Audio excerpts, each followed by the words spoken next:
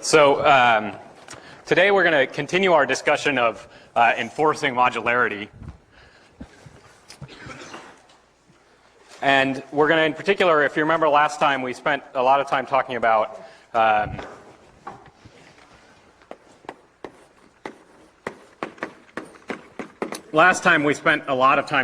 how we can create a virtual memory so that we can have multiple programs running on top of one piece of hardware that all appear to have a separate address space or a separate memory.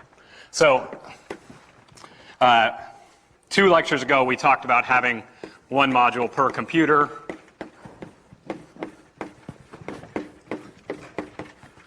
And then last time we talked about this notion of wanting to have a module per virtual computer.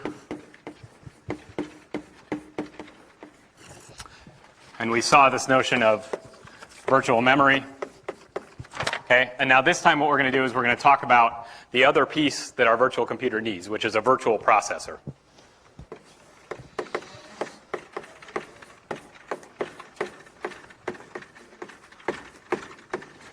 Okay, so the idea that we want here when we're designing a virtual processor is to create, have our programs be able to run on a single physical processor, but have different programs be able to run as though they were the only program that was executing on that processor. So we want the programs to be written in a style where the programmer doesn't have to be aware of the other programs that are running on the machine, and where the machine creates a sort of virtual processor for each one of these programs that's running, so that each program has its own sort of set of instructions that it executes, and those instructions appear to be independent of all the other programs that are running. So in order to create this illusion of a virtual processor,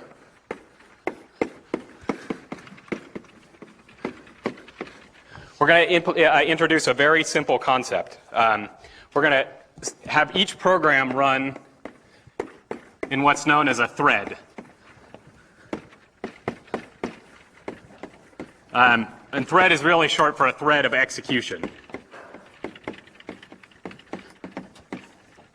And a thread is just a collection of all of the state that we need in order to keep track of what one single given program is doing at a particular point in time. So a thread is a collection of the instructions or the program that the module is running, as well as the current state of the program. In particular, it's the value of the registers on the processor, including, and of particular import for this lecture, the program counter and the stack pointer. Okay, so there's a bunch of registers on the processor, say, say 32 registers, and there also are these special registers, the program counter that keeps track of which instruction is currently being executed, and the stack pointer, which keeps track of where on the stack values are currently being pushed or popped from. So these are really the things that, these things combined together with the stack are really the things that define one single thread. So if you think, and the way to think about this is if you think about a program that's running, you can really encapsulate almost everything about what that program is currently doing by the state of its, by sort of the instructions that it has to execute, the value of the registers that are currently set in the program, and the state that's on the stack. Now, programs may also have some sort of data that's stored in the global memory in the sort of, say, global variables or things that are stored on the heap that have been allocated via some memory allocation call.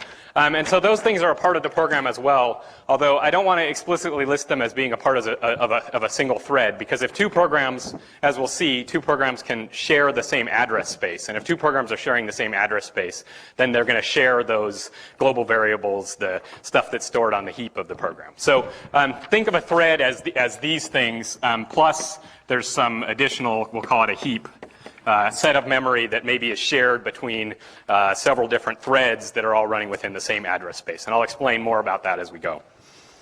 Okay, so as I said, now what we want is to create this illusion that each one of these threads has its own virtual processor upon which it's running. So how are we going to accomplish that? So if you think about this for a second, the way to accomplish this is simply to allow each one of these, each thread to update these various registers, push things onto the stack, and then to have some function which we can call, which will save all of this current state off for the current thread that's executing, and then load the state in for another thread that might be executing, and stop the current thread from executing and start the new one executing. So the idea is, if you were to think about, if you were to look at a timeline of what the processor was doing, and if the processor is running two threads, thread 1 and thread 2, you would see that during some period of time, thread 1 would be running, then the computer would switch over and thread 2 would start running, and then again the computer would switch and thread 1 would start running. So we're going to multiplex the processor resource in this way. So we have one processor that can be executing instructions, and at each point in time that processor is going to be executing instructions from one of these two threads. And when we switch in these points in between threads, we're going to have to save off this state for the thread that was running and restore the state for the thread that is currently running. Okay, so that's a very high level picture of what we're going to be doing with threads. And there's going to be a number of different ways, and that's what we're going to look at through this lecture, as to how we can actually accomplish this switching, how we decide when to switch, and what actually happens when this switch takes place. Okay, so we're going to look at several different methods. So the first thing we're going to look at is an approach called cooperative scheduling, or cooperative switching. So in a cooperative switching, what happens is that each thread periodically decides that it's done processing and it's willing to let some other process run. Okay, so the thread calls a routine that says, I'm done, please schedule another thread. So this cooperative approach is simple and it's easy to think about. In the sort of grand scheme of enforcing modularity, of creating this illusion that each program really has its own computer that's running and where each program gets to run sort of no matter what any other program does, cooperative scheduling has a bit of a problem because if we're doing cooperative scheduling, then one process can just never call this function that says, I give up time to the other processes running on the system. One module may just never give up the processor, and then we're in trouble because no other module ever gets to run. So instead, what we're going to talk about, the alternative to this is something we call preemptive scheduling. And in preemptive scheduling, what happens is some part of the computer, say the kernel, periodically decides that it forces the currently running thread to give up the processor and starts a new thread running. And we'll see how that works. Okay. I also want to draw a distinction between whether these threads are running in the same address space or in a different address space. Okay. So we could, for example, have these two threads, T1 and T2. They might be running as a part of a single, say, application. So, for example, they might be they might be a part of a, say, for example, some computer game that we have running. So suppose we have a computer game like, let me just load up my computer here. Suppose we have a computer game like, I don't know, pick your favorite computer game, say Halo, and we're running this program. We're running Halo, and Halo is going to consist of some set of threads that are responsible for running this game. So we might have one main thread, which what it does when it runs is to simply update it simply waits for it repeats in a loop over and over again, wait for a little while, check and see if there's any user input. If there is any user input, update the state of the game, and then say, for example, redraw the display. And because Halo's a video game that somebody's staring at and looking at, it needs to update that display at some rate, say once every, say 20 times a second, in order to create the illusion of sort of natural animation in the game. So this wait step is going to wait, say, a 20th of a second between every step. Okay, so this might be one example of a thread, But of course, within Halo, there may be multiple other threads that are also running. So there may be a thread that's responsible for looking for input over the network, right, to see if there's additional data that's arrived from the user and from other users that are remote and updating the state of the game as other information comes in. And there may be a third thread that, say, for example, is responsible for doing some cleanup work in the game, like reclaiming memory after, some monster that's running around in the game has died and we no longer need its state, okay? So if we look at the state of this current thread, so if we look at just this, say, main thread within Halo, as I said here, we can encapsulate the state of this thread by a set of registers, say R1 through Rn, as well as a stack pointer and a program counter. And then there also will be a stack that represents the currently executing program. So, for example, this stack might, if we just have entered into this procedure, it might just have a return address, which is sort of the address that we should jump to when we're done executing this Halo program here. And then finally, we have a program counter that points to the sort of current place where we're executing this. So, we might have started off, we're just executing the first instruction here, the init instruction. Okay, so let's see how we can make this. So what we're going to look at now is this case where we have a bunch of threads, say, for example, in Halo, all running within the same address space. So they're all a part of the Halo program. They can all access the global variables of Halo. But we want to have different threads to do sort of different operations that this program may need to take care of. So we want each of these threads to sort of have the illusion that it has its own processor. And then later, we'll talk about a set of programs, say, that are running in different address spaces, and we'll talk about what's different about managing two threads, each of which is running in a different address space. Okay, so the very simple idea that we're going to introduce in order to look at this situation where we have we're going to start off by looking at cooperative scheduling in the same address space. We're going to introduce the notion of a program, of a routine called yield, okay? So yield is going to be the thing that the currently executing thread calls when it's ready to give up the processor and let another thread run. So the thread is going to run for a while, and then it's going to call yield, and that's going to allow other threads to sort of do their execution. And this is cooperative because if a program doesn't call yield, then no other program will ever be allowed to run on the system.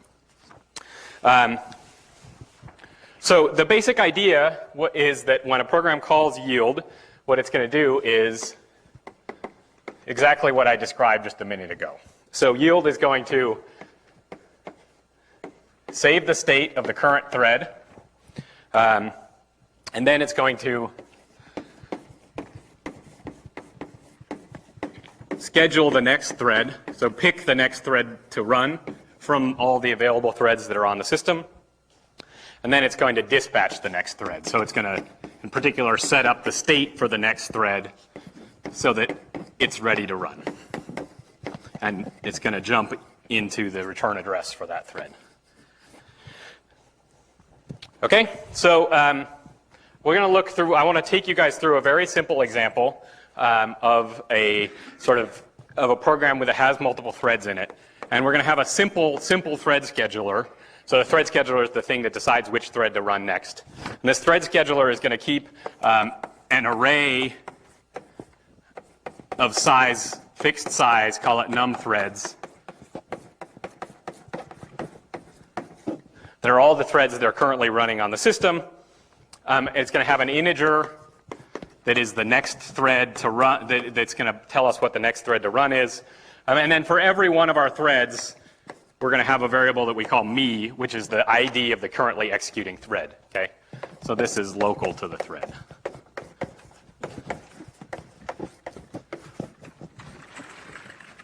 Okay, so let's look at an example of how this might work with our with this Halo thread that we're talking about here. Okay, so suppose we have a Halo thread, and we'll call this the main thread of execution. And as I said, we want to have a couple of other threads that are also running on the system at the same time. So we might have a network thread and a cleanup thread.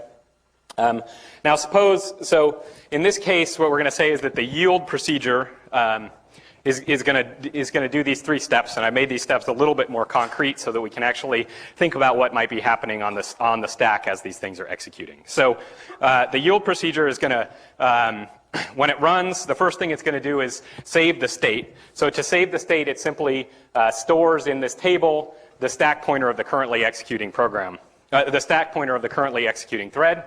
And then what it's going to do is it's going to pick the next thread to run. So in this case, picking the next thread to run, this thread scheduler is doing something extremely simple. It's just cycling through all the available threads one after another and scheduling them, right? So it says next gets next plus one, and then modulo the total number of threads that are in the system. So this is going to, when we reach, so suppose num threads is equal to 5. As soon as next plus 1 is equal to 5, then 5 modulo 5 is 0, and we're going to wrap that back around. So we sort of start execute. Once we've executed the 4th thread, we're going to wrap around and start executing thread number 0. And then finally, what it's going to do is it's going to restore the stack pointer. Excuse me. This table should be. Here, I'll just change this for you right now. This should be table sub next. I didn't want to do that. So we have this table, so we restore the stack pointer for the next thread that we want to run from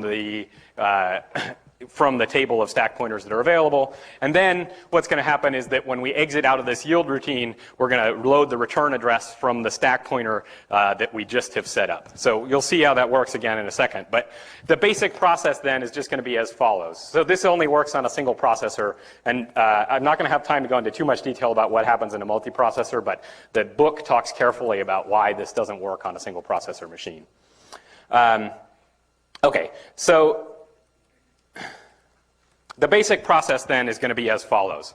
So we've got our yield procedure. We have our 3 threads. Say we've numbered them 1, 2, and 3 as shown up here. So num threads is equal to 3. And say we start off with next equal to 1. So what's going to happen is that the first thread is going to at some point is going to call the yield routine. And what that's going to do is it's going to cause this yield to execute. We're going to increment next, and we're going to schedule the network thread here. Okay? And then the next network thread is going to run for a little while, and at some point it's going to call yield, and that's going to sort of cause the next thread to be scheduled. We're going to call cleanup, and then finally we're going to call yield, and the third thread is going to call yield and cause the first thread to run again. And this process is just going to repeat over and over and over again. Okay, so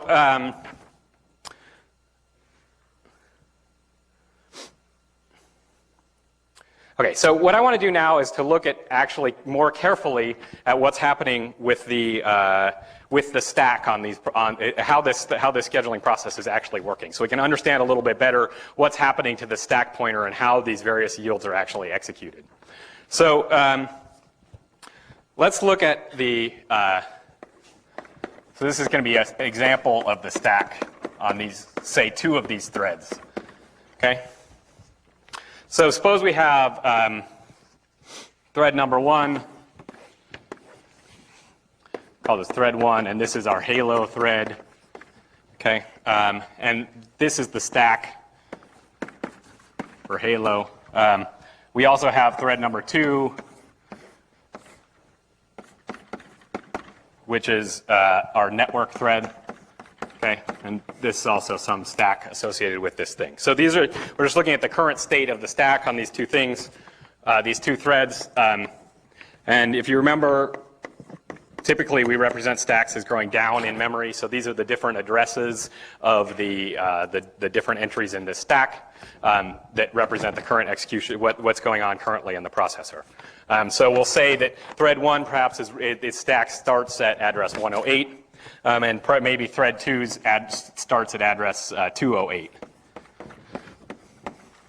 Okay, so when we suppose we start up this system, and when we start it up, the stack pointer is currently pointing here.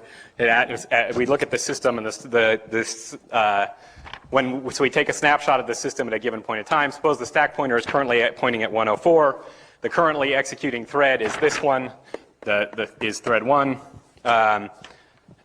And we have remember our threads, our thread table that captures the current thread number and the saved stack pointer for each one of these threads.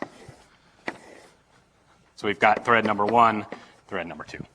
Okay, so let's suppose we start looking at this system at this point in time when the stack pointer is pointing here. And if we look at this program, So if we start off with the program that we initially had, in order to understand what happens to the stack, we need to actually look at when the stack gets manipulated. So if we're just looking at C code, typically the C code isn't going to have, we're not going to see the changes to the stack occurring within the C code. So what I've done here is in yellow, I've annotated this with the sort of operations that are going to be the additional operations, the assembly operations that are happening on the entry and exit to these procedures. So what happens just before we call the yield procedure is that the Halo thread will push the return address onto the stack.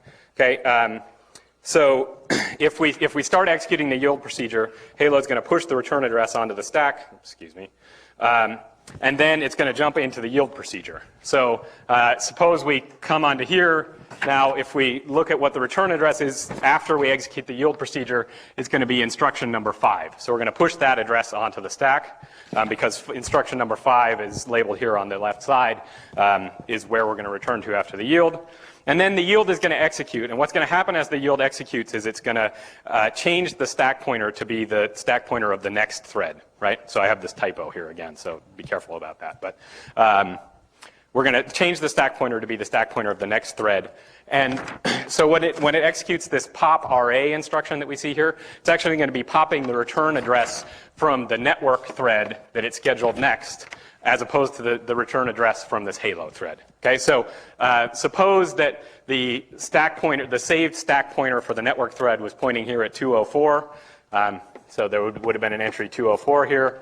When it and the return address that it's going to jump to is going to be here. So suppose the return address that it jumps to is 1000. Okay, so if we look at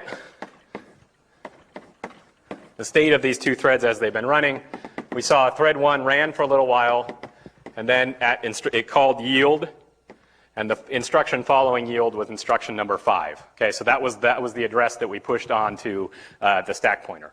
Now we switched over here to thread 2, and last time we ran thread 2, it called yield, and its return address was 1000. So there was this 1000 here. Okay, so now when we schedule thread 2, what's going to happen is that we're going to read so this is instruction 1000.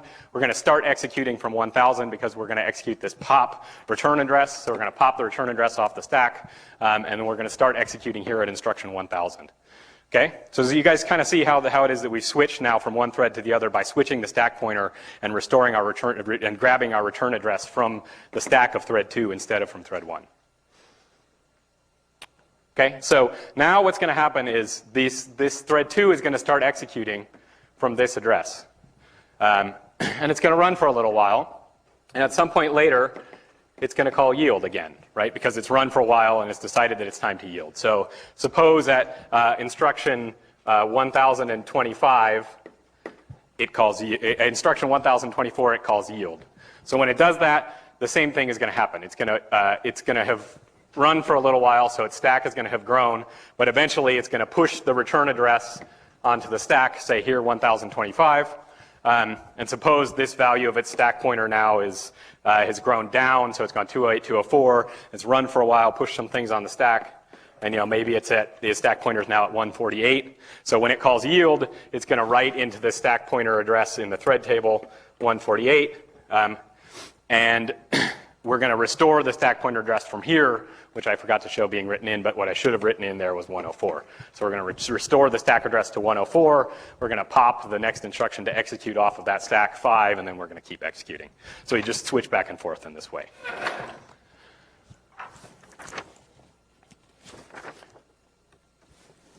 Okay, so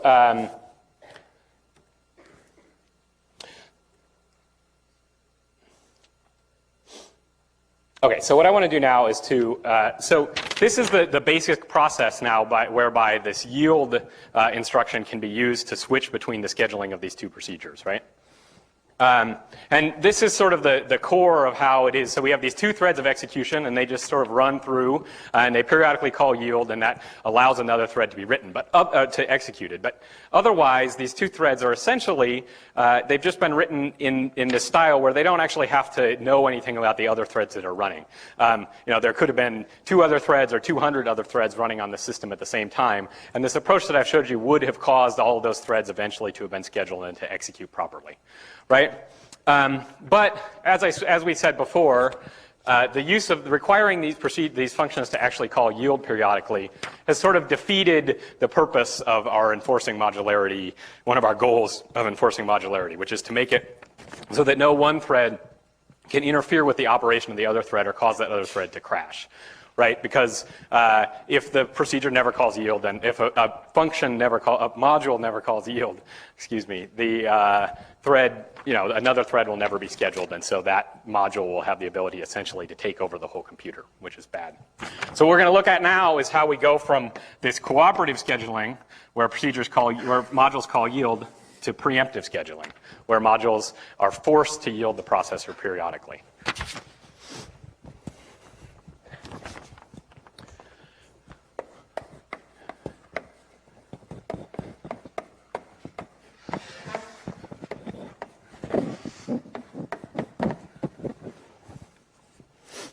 Okay, so this is the case where we have no explicit yield statements.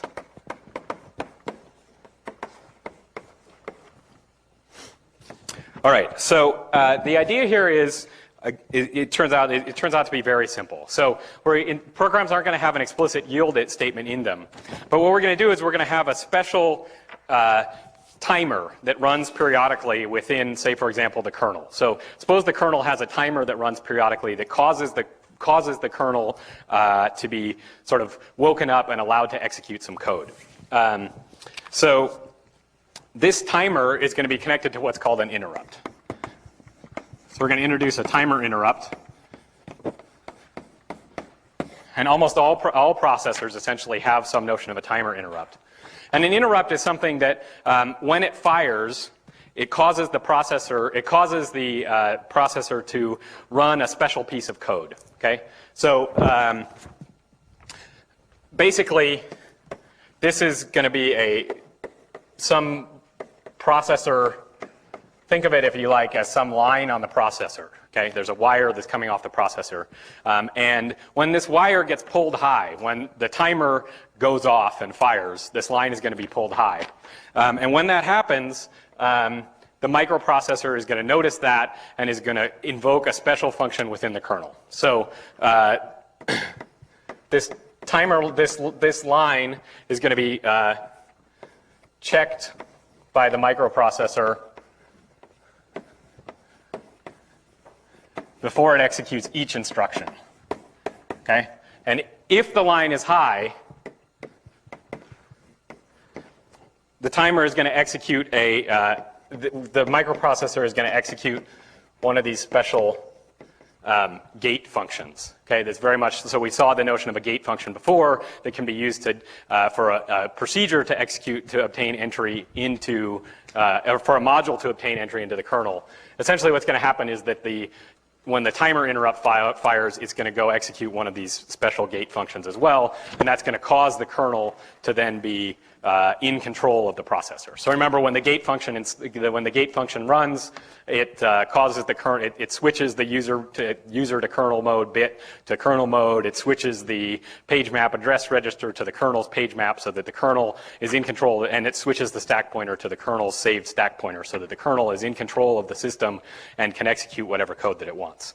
So this is going to accomplish basically everything that we need. Right? Because if we can get the kernel in control of the process of the system, now the kernel can do whatever it needs to do to, for example, schedule the next thread.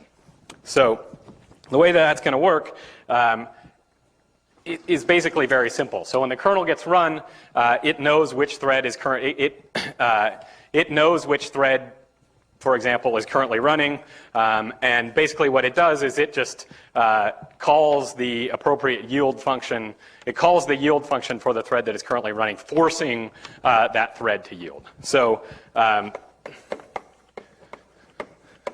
kernel calls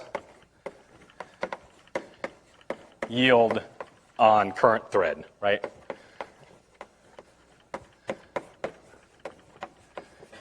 Okay, so in order to do this, of course, the kernel needs to understand where the current, it needs to know how to get to the yield, needs to know how to capture the state for the currently running thread. But for the most part, that's pretty simple because the state is all encapsulated in the current values of the registers and the current value of the stack pointer. So the kernel is going to call yield on the currently executing thread, and that's going to force that thread to go ahead and schedule the next to schedule another thread. So the module itself hasn't called yield, but still the module has been forced to sort of give up its control of the processor. So this is simply, when it calls yield, it's just going to do what we did before, which is save our state and schedule and run the next thread. Okay? So the only last little detail that we have to think about is what if the kernel wants to schedule a thread that's running in a different address space? So if a kernel wants to schedule a thread that's running in a different address space, well, it has to do what we did last time, when we saw about how we switch address spaces. It has to change the value of the PMAR register so that the next address space gets swapped in, and then it can go ahead and jump into the appropriate location in the sort of newly scheduled address space. So that brings us to the next topic of discussion. So what we've seen so far now, we saw cooperative in the same address space. And I introduced the notion of a preemptive scheduling. And what I want to look at now is sort of what it means to run multiple threads, run threads in different address spaces. So typically when we talk about a program that's running on a computer, or in 603.3 we like to call programs running on computers processes. When we talk about a process, we mean an address space plus some collection of threads. So this is our sort of the real definition of what we mean by a process. And alternately, you'll see processes called things like applications or programs. But anytime you see a word like that, what people typically mean is it's some address space, some virtual address space in which we resolve memory addresses, and then a collection of threads that are currently executing within that address space, and where each of those threads includes the set of instructions and registers and stack that correspond to it. Okay? So the kernel has explicit support for these processes. So in particular, what the kernel provides are routines to create a process and destroy a process. Okay? And these create and destroy methods are going to do the create method is going to do all the initialization that we need to do in order to create a new address space and to create at least one thread that is running within that address space. So we've sort of seen all the pieces of this, but basically what it's going to do is it's going to allocate the address space in its table of the table of all the address spaces that it knows about. So we saw that in the last time. And it's going to allocate a piece of physical memory that corresponds to that address space. In particular, it's going to allocate a piece of physical memory that corresponds to that address space. It's going to allocate one of these page maps that the the PMAR register is going to point to when this thing is running. Okay, and now the other thing that it's going to do is to go ahead and load the code for this thing into memory and map it into the address space.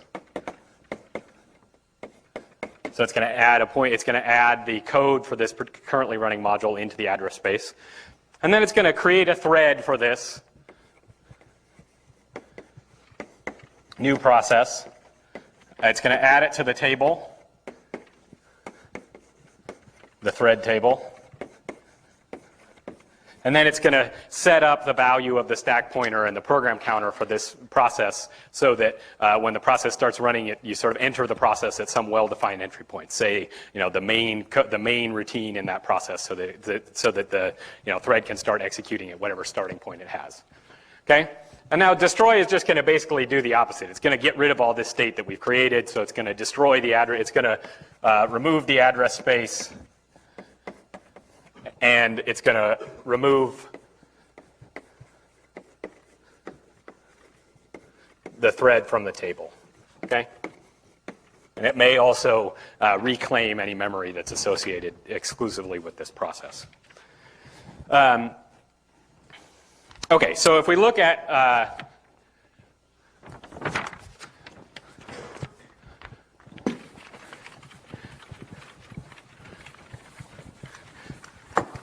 so if you look at a computer system at any one point in time, what you'll see is a collection of processes. So I've drawn these here as these big boxes. So we might have a process that corresponds to Halo and say, hey, we're also editing our code, so we have a process that corresponds to Emacs. Okay, and each one of these processes is going to have an address space associated with it, and then there are going to be some set of threads that are running in association with this process. So in the case of Halo, I'm going to draw these threads as these little squiggly lines. So in the case of Halo, we saw that, well, maybe it has 3 threads that are running within it. Right? So these are 3 threads that all run within the same address space. Now Emacs might have just 1 thread that's running in it, say, although that's probably not true. Emacs is horribly complicated and probably has many threads that are running within it. And so we're going to have these sort of these 2 processes with these 2 collections of threads. So if you think about if you think about the sort of modularity, the enforcement of modularity that we have between these processes, we can say some interesting things. So first of all, we've enforced modularity. We have hard enforced modularity between these two processes, right? Because there's no way that the Halo process can muck with any of the memory that, say, the Emacs process has executed. And as long as we're using preemptive scheduling, there's no way that the Halo process could completely completely maintain control of the processor. So the Emacs process is going to be allowed to run, and its memory is going to be protected from the Halo process. Okay? Now within the Halo process, there's sort of a different story. So within the Halo process, these threads, because they're all within the same address space, can muck with each other's memory. So they're not isolated from each other in that way. And typically, because these are all within one process, in that if we were to destroy that process in this step, what the operating system would do is to destroy, in addition to destroying the address space, all of the running threads. So we say that these threads that are running within Halo share fate. If one of them dies, then, or if one of these threads fails, then they're all going to, if one of these threads fails or crashes or does something bad, then they're essentially all going to crash or do something bad. If the operating system kills the process, then all of these threads are going to go away.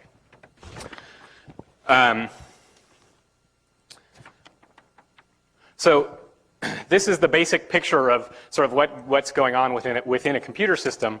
And if you stare at this for a little bit, you see that there's actually sort of a hierarchy of threads that are running on any one computer system at any one point in time. So we have these larger sort of processes that are running, and then within these processes, we have some set of threads that's also running, right? And so there's a diagram that's sort of useful to help us to understand this hierarchy or layering of processes or threads on a computer system. I'm going to show that to you.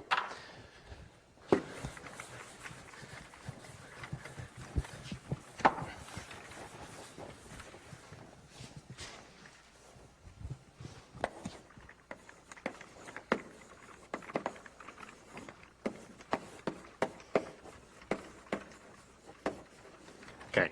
So on our computer system, if we look at the lowest layer, we have our microprocessor down here. Okay? And this microprocessor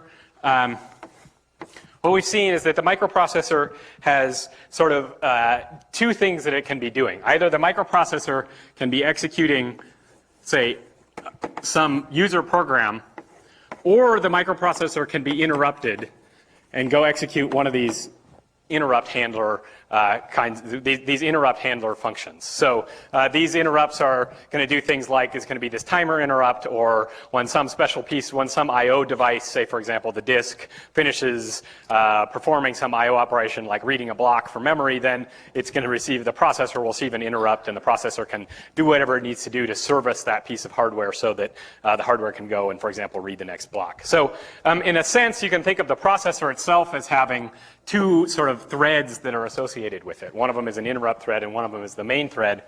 Now, running on top of this, so these are sort of sometimes you can think of these as being, these are threads that are really running within the kernel. But on top of these things, there's this set of applications like Halo and Emacs. And these are the kind of user programs that are all running on the system. And there may be, a whole bunch of these. It's not just two, but it's any number of threads that we can multiplex on top of this main thread. And then each one of these may in turn have sub-threads that are running as a part of it. So if you think about what's going on in this computer system, in this system, you can see that at any one level, these threads don't really need to know anything about the other threads that are running at that same level. So, for example, these, within Halo, these individual subthreads don't really know anything about what the other subthreads are doing. But it is the case that the threads at a lower level need to know about the threads that are running above them. Because these threads at the lower level implement this thread scheduling policy, right? So it's the Halo program decides which of its subthreads to run next. So the Halo program in particular is, so the parent thread implements a scheduling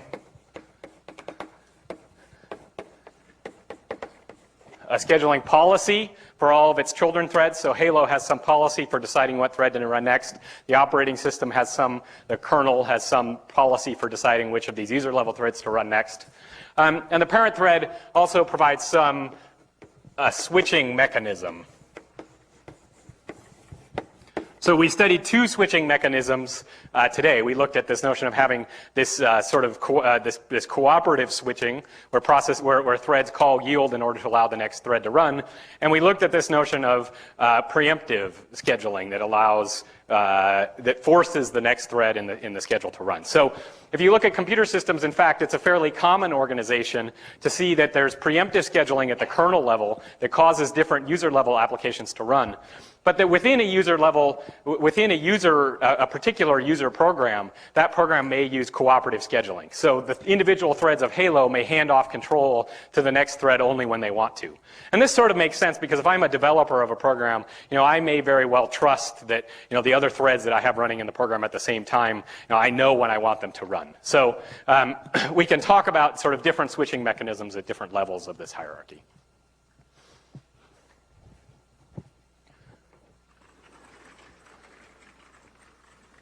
Okay, so what we've seen up to this point is the sort of basic mechanism that we have for setting up a set of threads that are running on a computer system. And what we haven't really talked at all about is how, if we can actually share information between these threads or coordinate access to some shared resource between these threads. So what I want to do with the rest of the time today is to talk about this notion of coordinating access between threads. And we're going to talk about this in the context of a slightly different example. So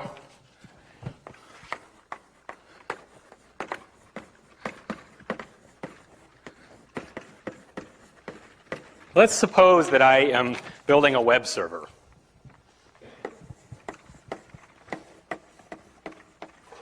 And I decide that I want to structure my web server as follows.